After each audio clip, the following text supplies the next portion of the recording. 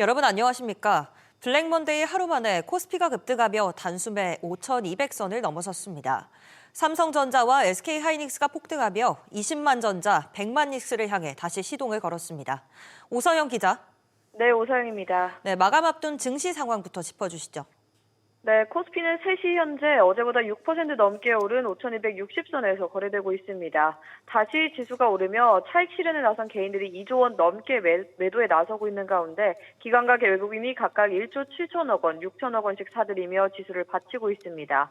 현재 시총 상위 종목 1대1 상승 중인데요. 반도체 제장주가 상승을 주도하고 있습니다. 삼성전자 10% 넘게, SK하이닉스 8% 이상 오르며 SK하이닉스는 다시 90만 원대에 진입했습니다.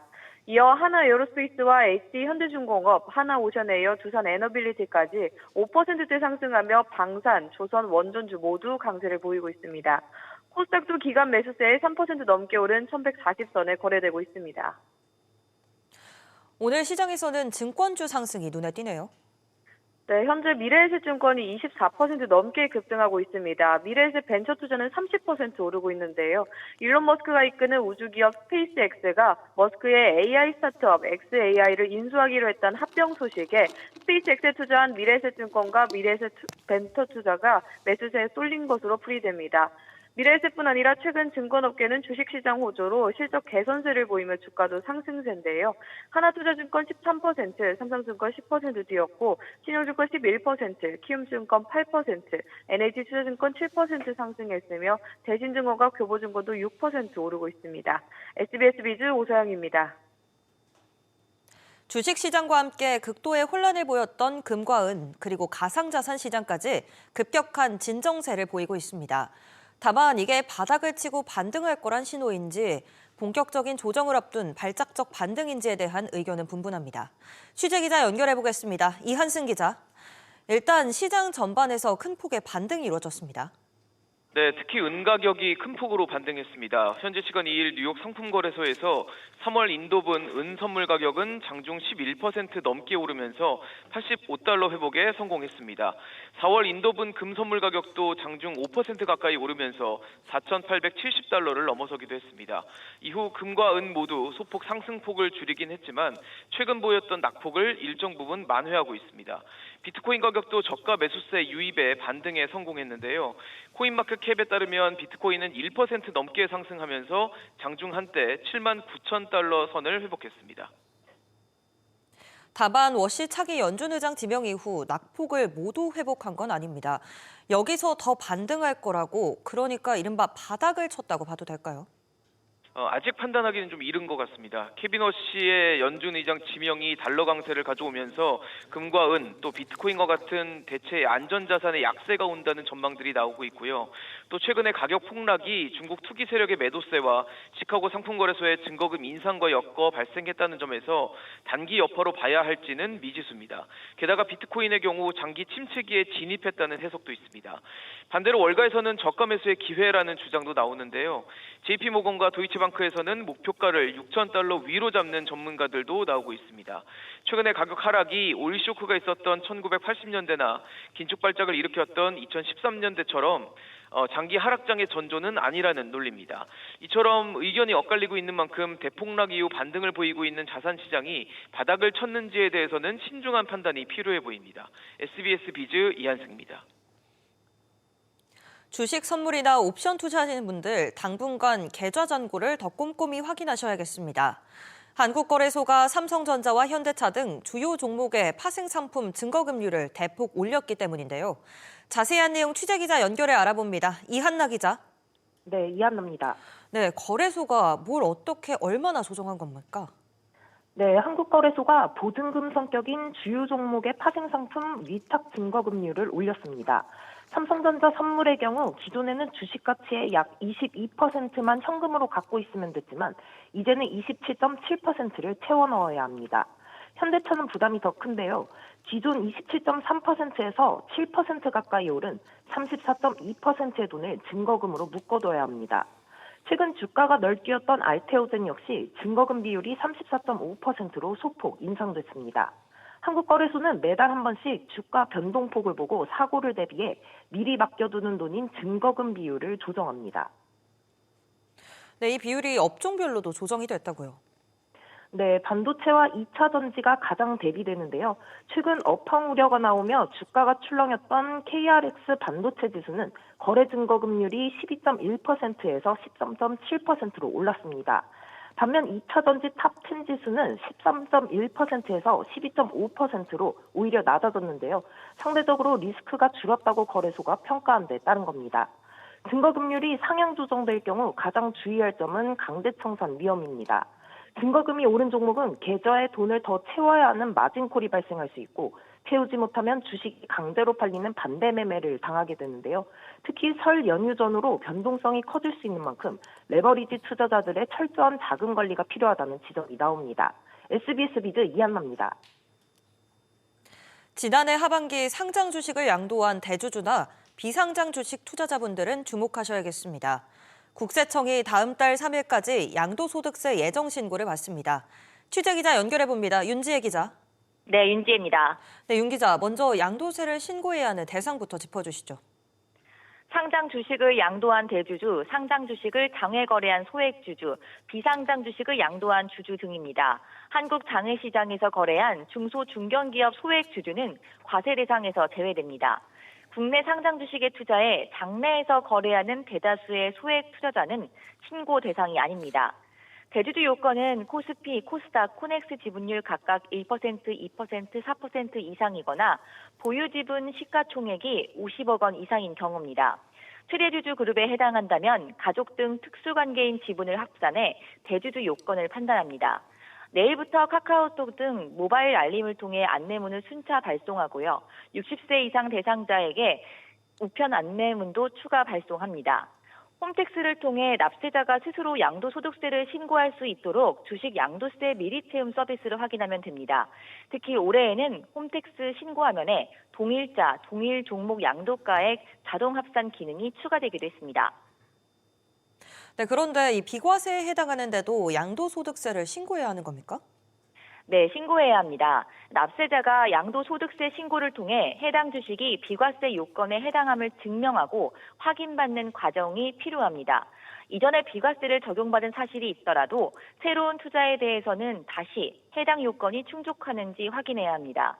또 모든 창업기업 등의 양도소득세가 비과세되는 건 아닌데요. 이번에 국세청 홈택스에 비과세 여부를 쉽게 확인할 수 있는 자가진단 서비스도 신설돼 납세자가 직접 혜택 여부를 확인할 수 있습니다. SBS 비즈 윤지혜입니다. 이재명 대통령이 또다시 소셜미디어를 통해 다주택자 압박에 나섰습니다. 강도 높은 경고를 통해 시장의 매물을 늘리고 가격을 안정시키겠다는 의지를 내비쳤는데 취재기자 연결해 들어보겠습니다. 정윤영 기자. 네, 이 대통령 이번엔 어떤 메시지를 냈습니까? 네, 이 대통령은 SNS에 상식적이고 번영하는 나라를 위해 망국적인 부동산 투기는 무슨 수를 써서라도 반드시 잡겠다고 말했습니다. 이어 불로소득을 얻겠다는 다주택자의 눈물이 안타까운 분들에게 묻는다며 이들로 인한 높은 주거비용 때문에 결혼, 출산을 포기하는 청년들의 피눈물은 보이지 않냐고 꼬집었습니다. 그러면서 돈이 마귀라더니 마귀에게 최소한의 양심마저 빼앗긴 것은 아닌가라며 강하게 지적했습니다. 부동산 정책이 실패할 것으로 기대하는 사람들을 향한 경고의 메시지도 남겼습니다. 이 대통령은 이전에는 부동산이 유일한 투자 수단이었지만 이제는 대체 수단이 생겼다며 엄포라고 생각하거나 부동산 투기를 옹호하는 사람들은 냉정하게 변한 현실을 직시해야 한다고 강조했습니다. 또 사용할 수 있는 정책 수단은 얼마든지 있다며 이번이 마지막 탈출 기회라고 언급했습니다. 네, 정 기자. 그런데 청와대 내에도 이 다주택자 참모가 10명이 넘는다고요. 네, 그렇습니다. 재산이 공개된 청와대 비서관 이상 56명 중 12명이 주택 2채 이상을 가진 다주택자로 나타났습니다. 강유정 대변인은 서울 서초구 반포동에 34평 아파트와 경기 용인시에 42평 아파트가 있습니다. 김상호 보도지원 비서관도 서울 광진구 구이동에 74평 아파트와 강남구 대치동에 약 8평에서 12평짜리 다세대 주택 6채를 총 40억 원어치 갖고 있습니다. 이에 일각에선 정책 실효성 확보를 위해 당정 인사들부터 주택을 매각해야 한다는 지적이 나옵니다. 서울시장 출마를 준비 중인 윤희숙 전 의원은 다주택자를 악마화하고 마귀 사냥을 선언하는 대통령의 시각은 매우 위험하다고 비판했습니다. SBS 비즈 정은영입니다.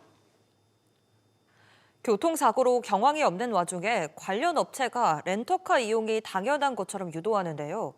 사고 상황에 따라 피해자가 고스란히 그 비용을 물 수도 있어 주의하셔야겠습니다. 취재기자 연결해 자세히 알아봅니다. 서주연 기자. 네, 소주연입니다.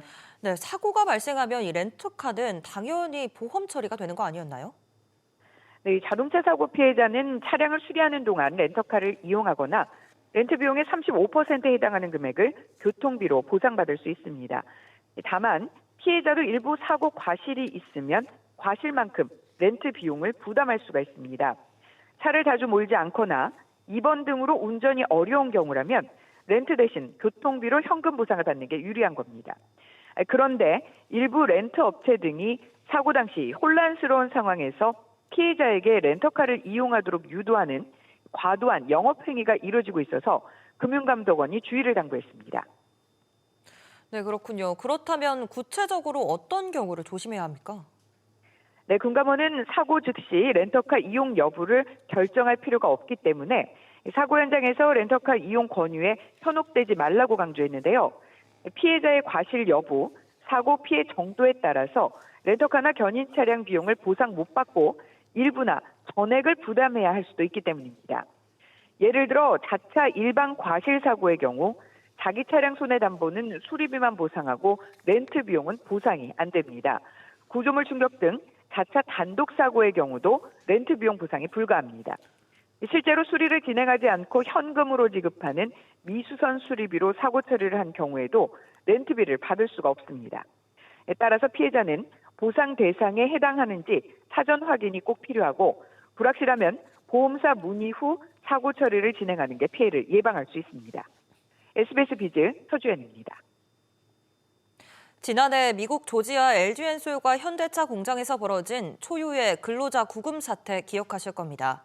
이후 LG 에너지 솔루션이 합작법인 수장을 교체하며 공장 가동을 위한 정비 작업에 들어갔습니다.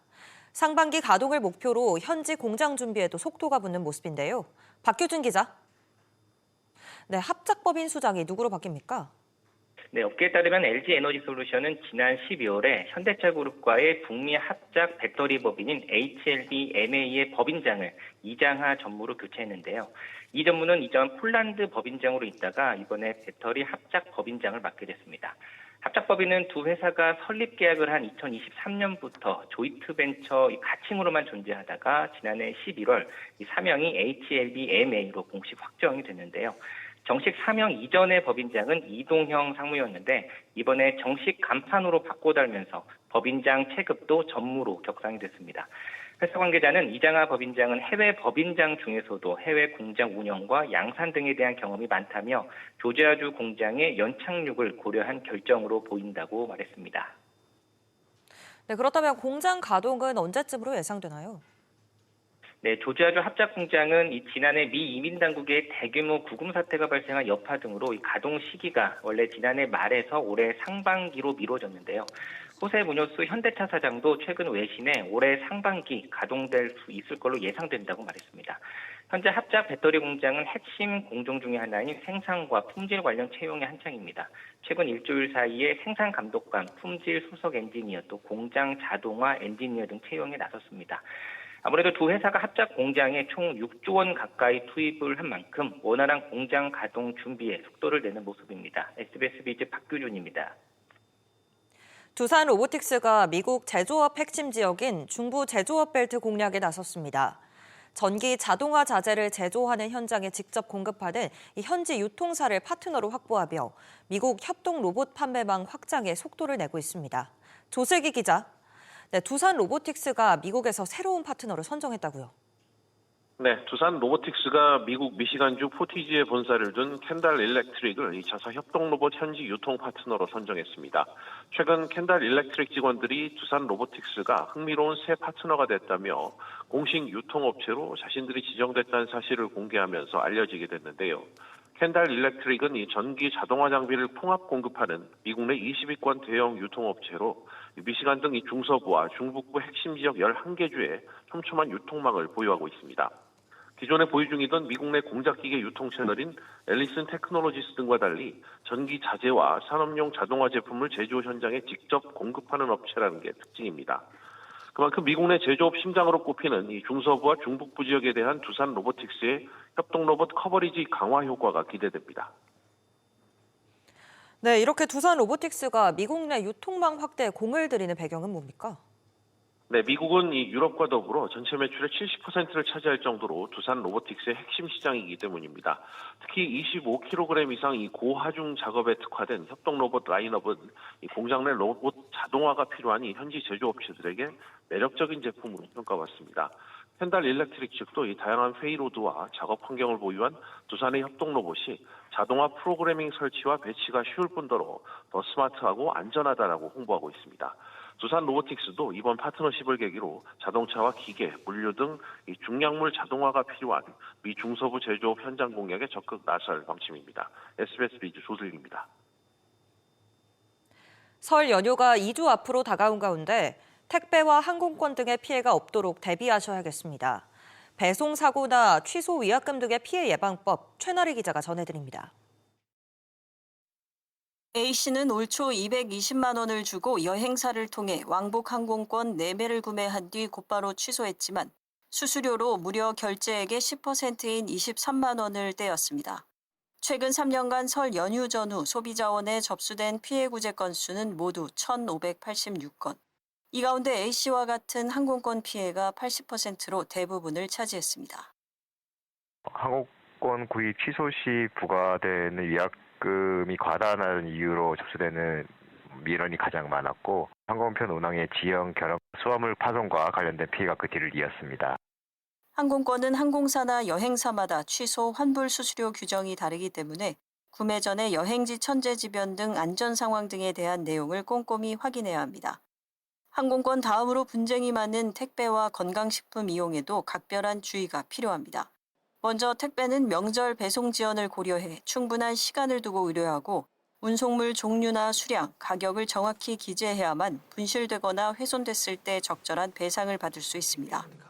어르신들을 대상으로 한 건강식품 무료체험 상술과 환불 거부 피해도 빈번한데 물품 수령일 기준 온라인과 홈쇼핑 판매는 7일, 전화나 배장 판매는 14일 법정 기한 내 취소가 가능합니다. 피해가 이미 발생했다면 소비자 이사 모바일 앱이나 홈페이지 등에서 상담이나 구제를 신청할 수 있습니다. SBS 비즈 최나리입니다. 명절 음식으로 빼놓을 수 없는 고기류 물가가 오르는 가운데 정부 주도의 한우 할인 행사가 마트뿐 아니라 온라인 쇼핑몰에서도 진행됩니다. 최대 반값에 구이와 국거리 등 마련하실 수 있는데요. 자세한 내용 취재 기자 연결해 알아봅니다. 정대한 기자, 행사 내용부터 전해주시죠.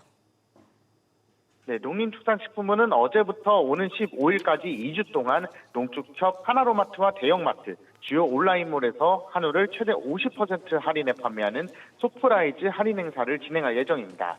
할인 대상은 2플러스 등급에서 2등급까지 소비자 선호도와 수요가 많은 등심을 비롯해 양지, 철도 등 불고기, 국거리류인데요.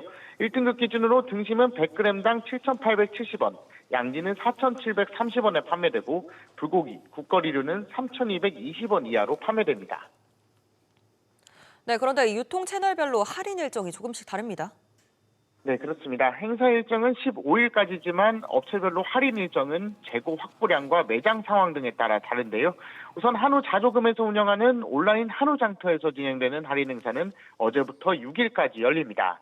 오는 5일부터는 롯데슈퍼와 롯데마트, GS 리테일 등 오프라인 업체를 비롯해 쿠팡과 배달의 민족 비마트, 쓱닷컴, 11번가, G마켓 등 주요 이커머스 업체들이 동시에 행사를 시작할 예정인데요. 이마트와 농협 하나로마트는 12일부터 15일까지 행사를 진행할 계획입니다. 업체별로 부위와 등급에 따라 할인 가격은 다르지만 정상가와 비교하면 최대 50%까지 인하된 가격에 판매할 예정입니다. SBS 비즈 정다현입니다.